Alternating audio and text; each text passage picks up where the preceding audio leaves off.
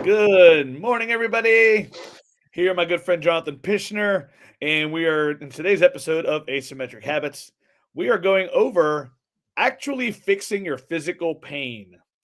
And if you haven't thought about it yet, this is something that a 99% chance a lot of you guys listening deal with physical pain, and a 100% chance that somebody you know and love deals with physical pain. And we'll round it up to 100% chance as well that either you and or those people you know are also just dealing with it, or at least different parts of it, when you don't actually have to. JP brought this up as a great idea a few weeks back about something we could talk about, just how many people out there have normalized the feeling of just simply living with some amount of pain that they actually could go get fixed, and it would just improve your quality of life. So go ahead, brother. Like what brought this to you as a topic? Well, this came about from having to go through some physical therapy stuff myself, and happily, my physical therapist Nick over at MoveRight is much more neurologically trained than a lot of PTs. And being interested in the brain, I asked a lot of Mhm. questions and learned a lot of things that are relevant to my own work. So I'm not actually a pain expert, but I am becoming somewhat expert in the psychology of and what pain does to a person's ability to be mentally and emotionally well. And one of the things I started noticing was that in my own clientele, that there were a number of people who had fixable physical pain. Now we're not talking about necessarily things like fibromyalgia, nerve disorders. There's certain things that are really not as fixable, and we're not talking about those. But a lot of people deal with injury pain, nagging problems that they just never bothered to get treated. And I started to notice that uh, basically what I learned about pain prioritization, the brain prioritizes pain over certain things, and at each level of pain, it prioritizes it more and more. And what it'll do is it'll prioritize pain over a person's ability to get restful sleep, or to have proper hunger responses, or to feel like you're having fun. It prioritizes it over a lot of things. So a lot of people walk around with these little low level levels of pain, but that are actually psychologically active, not because they're highly detrimental themselves. But if you shave 5% off a person's quality of sleep, and you shave 7% off their ability to have fun, and another 9% off their ability to be present in their love relationship, you start to drop quality of life fairly dramatically. Just off of all of these little subtractions. So I started really learning that I needed to kind of jump on a lot of my clients and say, hey, your next step in your mental health process is actually go get your physical pain fixed. You just used statistics in a way I had never thought about.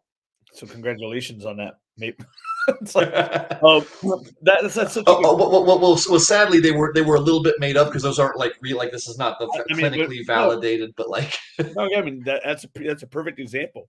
And the key word that we're doing is fix. Like I said, a super important word in this topic is actually fixing the pain, like you said, because so often either we, like I said, if it's we small enough to us, even if it's not that small, but in our head, if we've justified it as being small, then we'll just ignore it and quote unquote deal with it, which just means ignore it.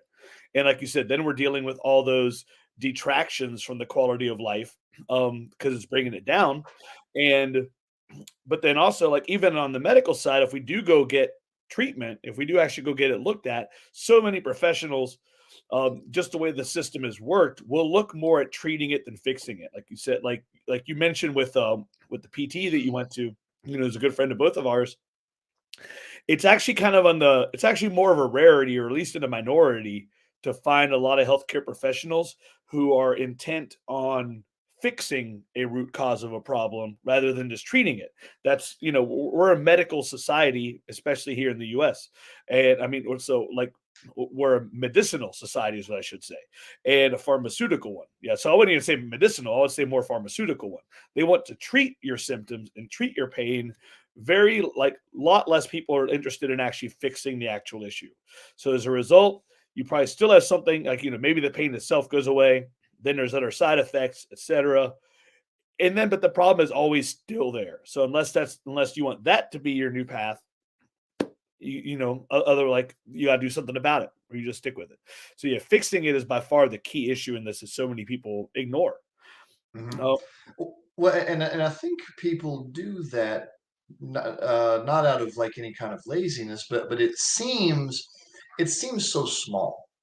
Uh, because if you have something that just bothers you a little bit, uh, it seems like we should be able to put it out of our mind, and to a certain extent, that's not wrong. You put it out of your cerebral brain. mhm. So we believe that every moment we are not thinking about it, it is out of our mind. But that's not precisely true. After I started reading some of the relevant research, like when you have like logical mathematical thoughts, that lives in a particular area. When you experience creativity or emotion, that lives in another area. Your ocular centers are in another area. A neat thing about some of the pain research, pain doesn't live in a specific part of the brain. It is Hmm. non-differentiated as to what parts of the brain are activated in the pain response. Which means if we turn that into something usable instead of just a whole bunch of neurological nonsense, uh, if your brain has a finite amount of resources, all of your brain's resources are diminished if you are experiencing pain, even if you are not consciously thinking of the pain in that moment. Which is why I suddenly decided, I was like, man, I've got to like actually make this part of people's treatment. But one of the things I've noticed is there's a lot of internal resistance to that idea because those kind of like made up statistics I gave, that's a very abstract idea. Like, what does it look like for you to just have a little 5% less presence in your love relationship? That's hard to picture. uh the dollar amount that PT costs or whatever other treatment, that is very concrete. That is very easy to imagine. Yes. The number of hours spent on treatment that you will not be at work or doing something else is very easy to imagine. So one of the problems I think a lot of people experience is the benefit is like kind of clear-ish, but like in an abstract way.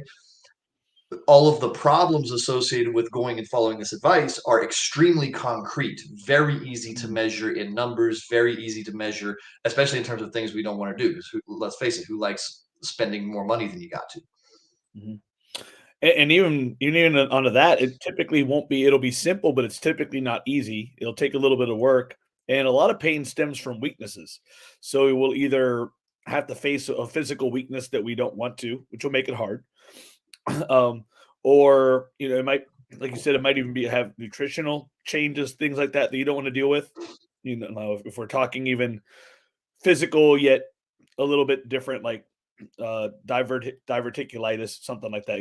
Not to go that route, but a lot of the changes will have discomfort added to them, at least until the fix happens. And I think, I mean, to add on what you said, so many times we lose perception of what it actually feels like to feel 100%. Like that's not something that a lot of people could even tell you. We think we do. That's the thing. It's like a lot of times we think we do, but we don't, Mhm. because we're at our like daily 100%, our average 100%, which is actually, like you said, not 100%.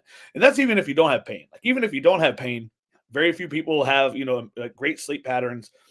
Most people don't have fantastic nutrition, everything else. There's enough lifestyle factors like stress, mental stress, job stress, relationship stress. There's enough job factors out there that keep most of us from being 100% or like even 95% plus that often.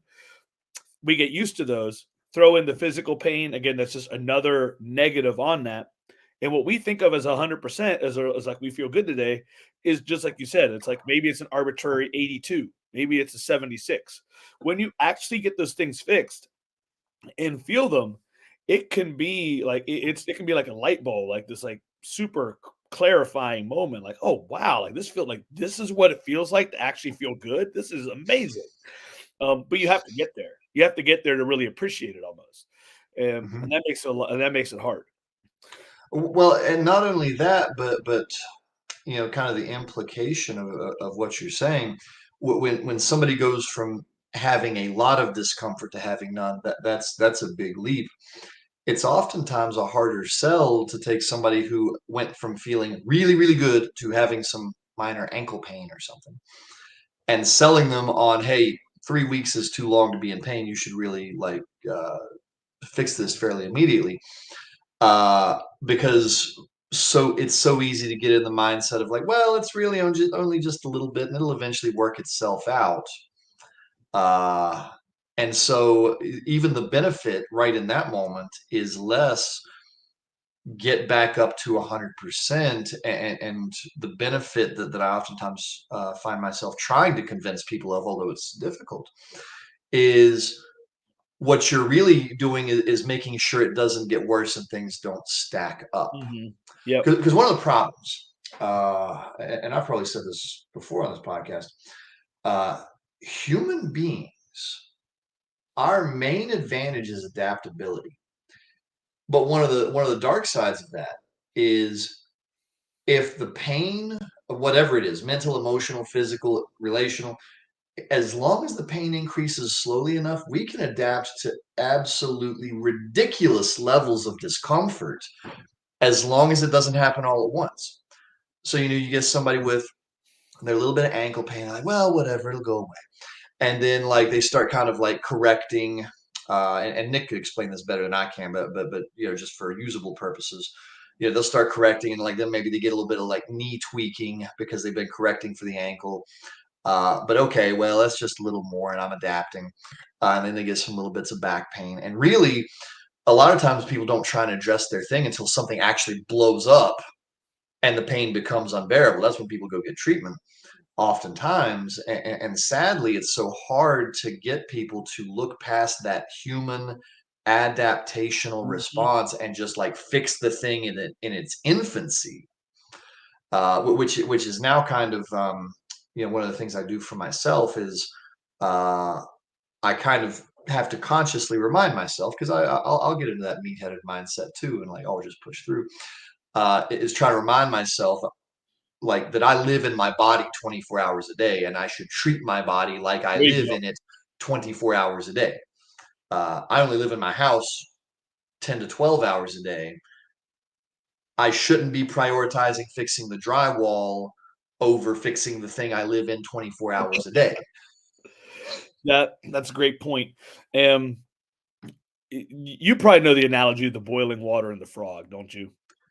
Yeah. To some degree, because I mean that's literally part of what you just described. But for listeners, it's the very real idea that if you have a pot of water that's already boiling and you put a frog in it, I don't even know how this happened, by the way, in real life. Well, this is nonsense. I actually hate this analogy, not only because it would not work right, but also for the cruelty aspect of it. So I actually despise this analogy, but Well, it's not an incorrect one. So that's why I was letting you go with it. that's fair. But yeah, it's like if something severe enough, aka the water is boiling, you drop frogs in it theoretically. This is messed up. They're going to try to get out ASAP. But if they're in there at the start and it starts boiling incrementally, aka the idea here being the small pain slowly building up, they kind of get used to it and don't notice it getting hotter until it's too late, and then they can't jump out. And like I said, I mean that's the simple part that I'm going to is with the idea of stacking pain, like you said. Um, but then taking it a little bit more realistic, like one issue here is that so many, like we talked about so often, a lot of the things that we in terms of how we behave and how we think, those are stories and patterns that we learn growing up as kids. When we're kids, this type of thinking, the adaptation that you're talking about, actually works more often than not. Like kids are kind of like Gumby-esque. There is a elasticity to kids' bodies. Yeah, they And heal a little more like Wolverine than adults do. exactly, like their healing response is higher. So all those things of like little things here and there, they do go away faster when you're a kid. And there's no magic moment though where that suddenly changes, but it does change. So we Mhm. have all our like we have so many previous examples of when we're younger, when we are like something got hurt, something got pulled, etc. We stepped off a curb wrong and twisted an ankle where minutes, hours, maybe a few days, or just or whatever it would be, like later we were fine. And Hmm. like, so all those experiences are in our head, and that's where we keep basing those decisions. But then eventually there come times and like injuries, nags, whatever you call it, where when they start building up, we actually do not get better, just like you said, and it starts instead lingering longer, and then occasionally actually becoming something worse, or we move around it because we're trying to ignore it, and then you start entering into a kinetic chain of injury causes, which a lot of times is what happens. A lot of times, a small injury is caused because of a small or bigger injury somewhere else, and it just keeps happening and building that way. But I say, like, that's a shift that just happens as part of, in a sense, that's one of the ideas that people I think are talking about when they think about getting older or growing up. But it's like our whole experience is based on healing. Like I say, and all of a Hmm. sudden we hit a point where we don't heal as well or correctly, and then we're stuck, or at least then we have more. We've caused more problems than we should have. Yeah. Well, and one of the reasons I push on this so hard is because there's an aspect of it that if kind of the cultural view shifted a little bit, it would make it so much easier. Because one of the reasons it's hard to sell people on, getting help with solvable pain problems early on is because there's like your groups around you. If you say, "Oh, I twisted my ankle stepping off the curb last week, so now I'm going to see the physical therapist," you'll experience cultural resistance to that. "Oh, why are you doing that? Just it'll heal on its own. You don't need to do that. Why spend the money?" Or whatever. I mean, Mhm, who knows what people say, but there's a lot of resistance to aggressively taking care of your body uh, from the overarching culture. And so that's one of the reasons I like actually so aggressively push people to try and get them to address things early, is because if the culture overall would shift a little bit, and that would become the norm, you would see, I think, a dramatic drop in people resisting going to get help just because they won't have then other people whispering in their ear about how they don't need it. mhm. So, full disclaimer, I twisted my ankle about a month ago, maybe 6 weeks ago. Stepping off the driveway in the dark, walking the dog, looking at my phone. Shock right there. It's never anything cool, is it? It's never like, "Oh, man, I was deadlifting a car." It's always like, Right. "I was eating breakfast and my back went out." Like, Yep. And and yeah, exactly. It's like there was the quick bounce back, which it always did. And again, like the stories and patterns we have in our head, I in the past have had near like indestructible ankles. Like I have been lucky enough to never had a real ankle injury, no matter how many times it's bent in weird ways, done quick things like that. Like I've never had an ankle actually bother me more than like a day. Um, Weird things like that. So as soon as I bounced back, I was like, haha, indestructible ankles. So all right. So I did exactly what I always do with my ankles, which is just go on, keep moving them. And I'm like, movement shall be its therapy. Well, that one bugged me for like 2.5, 3 weeks, and it was annoying as hell. It's like, and now on the physical side, from the strength coach, as like lens, I did look at it as I very quickly identified how it could, like how I could keep it compressed or use it in ways that would minimize pain.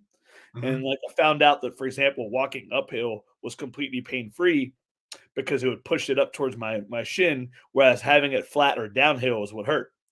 Um, so I basically tried to just do things where I could actually like keep it in that upward compressed position. So I was kind of, was in a sense not treating it, but I was avoiding the things that hurt. But it was But that frustrating. is treating it, isn't it? Like that's my understanding of it. You keep But yeah, you I mean, it keep would be doing like things that aren't like okay. hurting it more. Mhm. And actually, like speaking of that, like it's a good segue into in this part is to people who have been like active or athletes where that's if that's already been a part of their lifestyle, either now as adults still or just in your past as an athlete.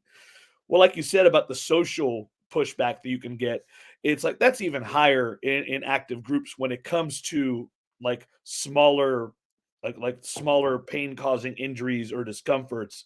As I said, it's seen as a normal part of athletics and physical activity. And yeah, like this again, in this some degree, it is like there is a lot of overlap here. Like you are unlikely to be an athlete or even a lifelong recreational active person without dinging your body up at times, without having little things like that. Like it's just it's the law of averages at that point. Like it's unlikely to happen, but that doesn't actually decrease at all the idea that you should be proactive in actually fixing the pain rather than just dealing with it more because it's more common. Mm-hmm.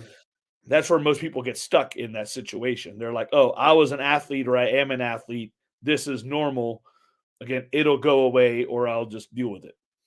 Well, because you notice I keep coming back to this because really the hardest part is convincing people this is a good idea. Uh, I love the athletic example because there's one place where that is very nearly entirely absent. Pro athletics. If a basketball player even like tweaks something a little bit, they very nearly carry them off the court. Like just the littlest ankle roll, and half the time the trainers are out there and won't even let them put the foot down. Like they'll make them hop along and carry the one leg. One of the things that I point out to people a lot is what a wonderful signal of how you should treat injuries, because as soon as they can tell it's going to have some sort of like if there's a potential longevity problem for this person's ability to make money or something, oh, now suddenly we're treating this seriously.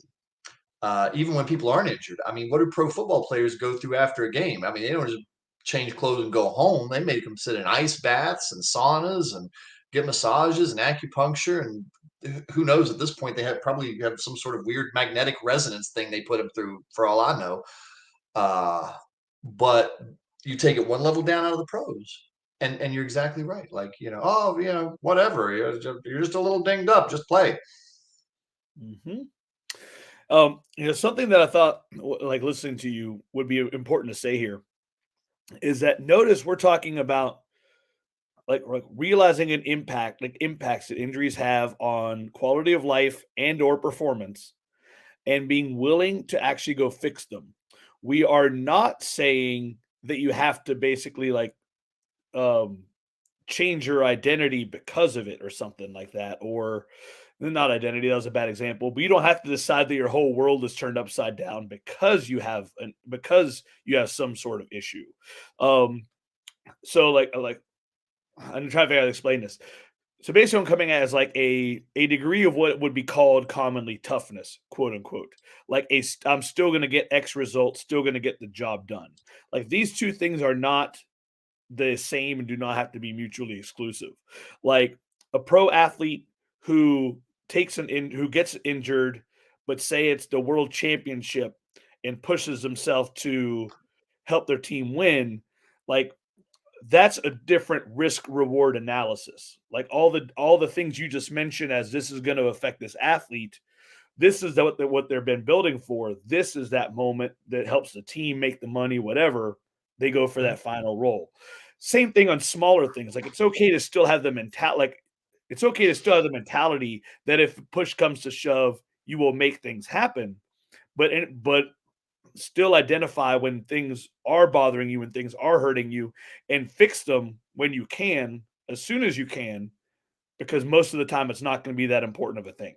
So we're not saying like it's really weird to say this. You can tell I'm struggling. I'm not saying like don't be Hey, tough. let me help because I hear what you're trying to say. Okay, cool, great. I Yeah, can do step this. in. I'm gonna get a drink. uh, so the habit is really pay closer attention to solving pain problems and not ignoring them. That the habit that's not being suggested is to always do that at the expense of everything, and to freely do your own cost benefit analysis. Like, if you really desperately want to push through and win the championship, fine. If you want to preserve longevity and treat some sort of injury or pain problem and keep from getting hurt, fine. Either one of those are fine. That's one of the things I loved about Simone Biles when she withdrew from the Olympics, Yeah. she said, "Okay, Olympic gold, not worth potentially hurting myself because I got the twisties or whatever the gymnasts call it whenever they lose their sense of being in the air." And that either one of those is okay. Push through and do it if you think the cost benefit is right. Don't push through and don't do it if you don't like it. That's kind of what you were trying to say? Exactly. Yep. Okay. Like I've seen having been in athletics for as long as I have, I've seen athletes who at every instance of soreness, so not even like pain like an injury, but at every instance of soreness would go to the trainer and try to and sit out. They like whether it was workouts, practice, games, whatever. And I've seen some coaches and trainers enable that. And it's like that's an extreme example of it's like they're not even like they're avoiding every type of like physical discomfort rather than doing some award or like again some analysis of okay, like I'm an athlete and I'm training, soreness is normal, like it is a body's response to proceed healing, like to proceed healing and strengthening. I shouldn't be avoiding it every time. Soreness every time is not normal, but that doesn't mean that every time you get sore you need to stop and fix it because then you end up like spinning your wheels a lot more. And there's just so many instances like that. Yeah. Exactly. Like Yeah, that basically, makes sense. yeah, not every single time that something bothers you means it's something, but be very aware when something bothering you does have a cause that you can go fix. But well, and I think most people, hopefully, most people listening to this will have a keen understanding of the difference of the discomfort from when you exercise and the discomfort from an actual physical injury Right. or other pain related issue. Right. So here's some that I want to talk to, just thinking about where a lot of people are at. So a lot of pain does come from injuries. Like you said, it's usually not from something cool like deadlifting a car, or fighting off, Never is. or like saving somebody from a mugger. It's a lot of times a lot of the people that might be listening to this or just that we know. A lot of times their pain is going to come from sitting down. It's going to be like it's going to be work related, and but not like again not necessarily like you go lay concrete and you hurt something that way.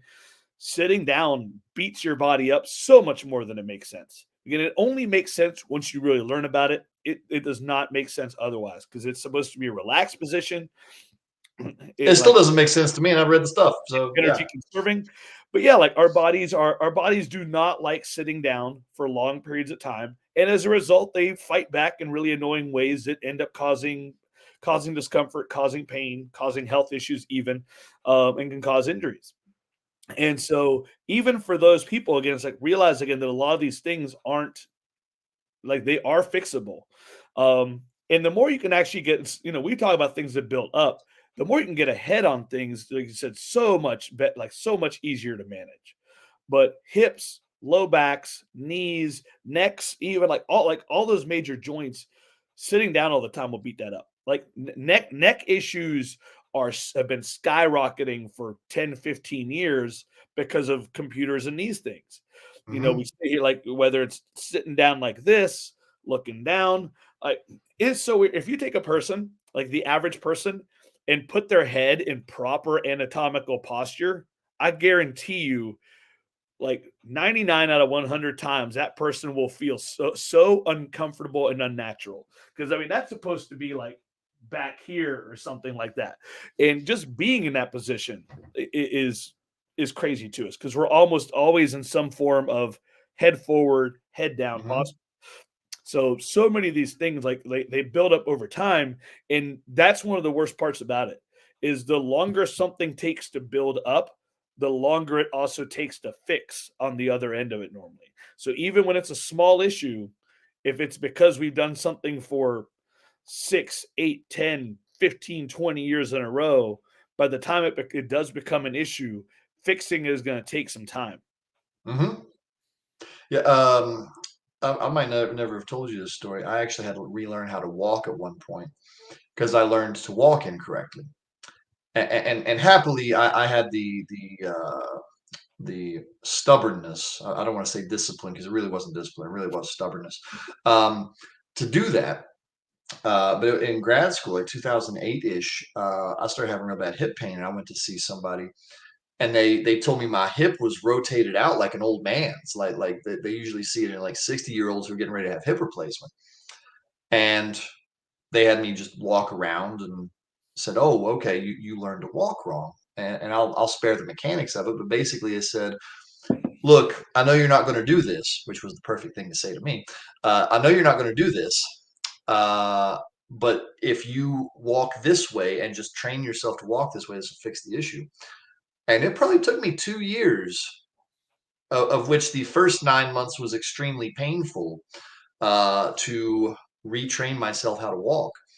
I mean, it worked. But you had, how old was I at that time? 25-ish. 25 years of bad or 23, I guess, and then two to walk my way out of it, if you will. Ha ha ha. Yeah, like basic habits are the hardest ones to break, especially like if they've been lifelong. Actually, I mean, with that story, running mechanics for an athlete are widely considered to be one of the hardest things to train because it's easy. Like I didn't say speed or things like that because it's easier to train things like your explosive start speed, your acceleration, your overall power, your endurance. You can train all those things easier than you can actually change the mechanical way somebody runs. And like I said, you can like it takes work, it takes a good plan. It's definitely doable, and really, it's one of those things where the younger you can do it, the better. Like training, say, 10, 12-year-olds how to do it is awesome compared to 16, 18, 20-year-olds how to do it.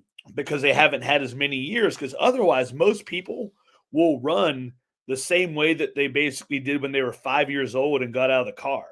Like that's in essence most people's run. Hmm. um, and so I mean, I've yes, got an injury from precisely that thing when sprinting maybe 3 or 4 years ago, so very familiar with that.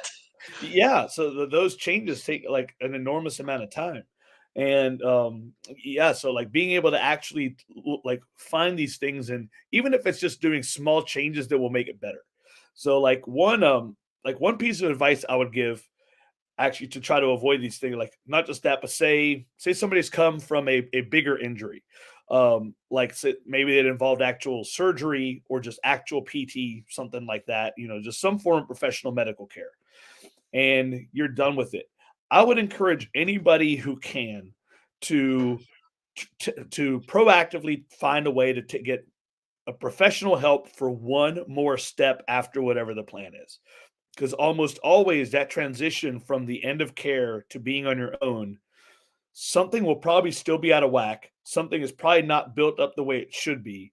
And that will open the way for, again, things to start hurting, even if it's just because, like, let's say you had knee surgery. Like, that's common enough. And you have surgery, you have your post-surgical plan from the doctor, you have the PT part, and eventually you get released from PT care. But all that means is you have reached this certain standard of just like use in healing. That doesn't mean that you're back to 100%. And chances are, that leg is still going to be, even after PT, that leg is still going to be weaker, or you're going to favor the other leg, things like that. And so often, if you favor one leg over the other, one hip over the other, like I can almost guarantee that somewhere down the line, you are going to have more pain and more issues because of that. On whether it's the other knee, the other hip, a foot, the ankle, the neck, it can be anything, but something because of that. So I'll say anybody you can, if you can get one more higher professional help, one more way after it, whether it's pay for more PT visits or this could be a plug like hire a professional like strength coach or personal trainer, somebody who can actually help you take that step to then really be on your own and get back to being even. Then you're much more likely to actually take that previous medical intervention and then actually be pain free like when you're done with it. Yeah, because mine would be like scaled one step back, broader. Is if I had to suggest the thing people do to get the maximum benefit, it would be just commit to fixing physical problems. As far as I'm concerned, massage is not a luxury; it is a medical necessity. Getting proper training in weightlifting is not a luxury; it is a medical necessity. At least for me, because I weightlift. If you do something else, but if you're a runner, getting your ankles and knees regularly worked on, or doing injury prevention is not a luxury; it is a medical necessity. I really encourage people to view taking care of the thing that you live in all day, every day, as a medical necessity, because we make up that it's it's a luxury. And the way I know we make up that it's a luxury is because we use the language of luxury. Oh, I don't have time for that. Oh, I can't afford it. Yep. But you need heart surgery, suddenly you got all the money in the world. But that's because it's a suppressing survival problem. Treat all of the other ones, to the extent possible. Of course, some people are not in a financial position to always do that, but that doesn't reduce my advice of at least do the commitment. If you can't get professional advice, at least find a way to get either free advice or get stuff off of YouTube, or for heaven's sake, at least somehow commit to it. I'm really glad you brought that up. One, because it's important and great advice, and other ways to do that too. Like you said, if you can, I hate the word splurge, but yeah, invest in The language of luxury, right there. Yeah, exactly. Like save up, or at least be aware of like massage. But then another huge one is quality of bed, sleep things. That's one of the first things that I ever on my own invested in, house wise, home wise, was a better pillow, a like a better bed, and it's still on my list of things. Actually, I want an even better bed and an even better pillow, and I already have the ones that I want picked out. It's or whatever version is available whenever that time comes. But it's again because those things make such a difference in the quality of your sleep and the way your body actually feels. But then again, so many people, if you're not there yet, it's probably coming. So many people, as they get older, sleeping is one of the ways you end up hurting yourself. It's a joke, but it's true. It's you sleep wrong. That neck is messed up for 3 weeks or more. But notice, I want to point out something you're doing that's wonderful for people to replicate is, because even though you first used the language of luxury, you're now using language of doing the thing I suggested, which is okay. I know things that need to happen. I'm putting them in a logical order, and when the bed comes up in its logical order, then I will do it, and and won't just dance around with it for 9 more months. Do I really need this? So you've actually committed, just that you're not at that step in the process yet. Yeah, exactly. So just making choices like that, and I'm sure there are others. There are definitely other things out there. It's just a matter of fact of identifying them, thinking them, like you said, massage, bed, pillows, beds, blankets themselves, even. But there's going to be more out there. More out there. I mean, now we're talking into things that cost more money again. But a hot tub is a great investment at some point for somebody, or just something that they can get into with warm. I mean, it doesn't have to be a hot tub. I mean, literally, if you have a tub that you can fill with warmer water, or just longer showers, those things like that help. There are a lot of ways to, while that's not fixing, there are a lot of things that can help just your body in general feel better all the time. And with the bed though, because I'm super big on trying to get the best. I can tell how excited you are about the get the right sleep. Yeah, because I went 10, 15 years becoming internet famous among my circle of friends for being a guy who didn't sleep. so which is actually one of the things that helped, because it actually made me, at some point I finally got to where okay, I don't know when I'll be able to finally fix my sleeping pattern. So I want to make the sleep that I get be as good as possible. That was actually what got me started looking into it. And now I also try to get way more sleep. So I'm finally in the place of trying to do both. But that's what got me into it. I said it's a big one. I said, and that's the way, if you sleep, I'm not going to say 8 as the recommended. I'm going to say if you sleep 6 hours a day, that's still 25% of your day. That's still, so anywhere from a quarter to a third of your life you're sleeping. And a lot can happen to your body in what is in a quarter or a third of the time. So you want to make that as good of a situation as possible for your body. Mm-hmm. Mm-hmm. Yeah, and since we kind of banged on about options that cost a lot of money, like one that I deploy that doesn't cost very much. You talked about all those sitting problems. Uh, I have an exercise ball that costs me like $20, and I just make sure several times a day I lay over it and do what's my PT called thoracic extension, and basically just lay in reverse of the slouched posture that we sometimes adopt while sitting, which, while not fixing everything, certainly does a lot to mitigate the damage. And that costs me, I don't know, 10 minutes 10 minutes 3 times a day, and $20 for the exercise ball. Yep. Mm-hmm. A lot of stuff like that you can do to prevent problems from ever happening. That. So good stuff, man. Anything else you want to finish with, or you want to go ahead and hit some bullet points? I think I have only one bullet point, which is pain, and especially the pain that's solvable, should always be addressed because it takes up too much space in the brain. It shaves off too much quality of life off of other areas that's below the conscious level of awareness. It's very insidious, and any solvable pain should be solved not only intentionally but aggressively. I'm just gonna say ditto because I support all of that. Is that go fix your pain? So, all right, everybody. So some pain you can't get rid of, but you can perceive differently. So to some of you guys, we hope this helped a break in the pain of Monday. But Mondays don't have to be painful. Go make it a great one. And we'll catch you guys later.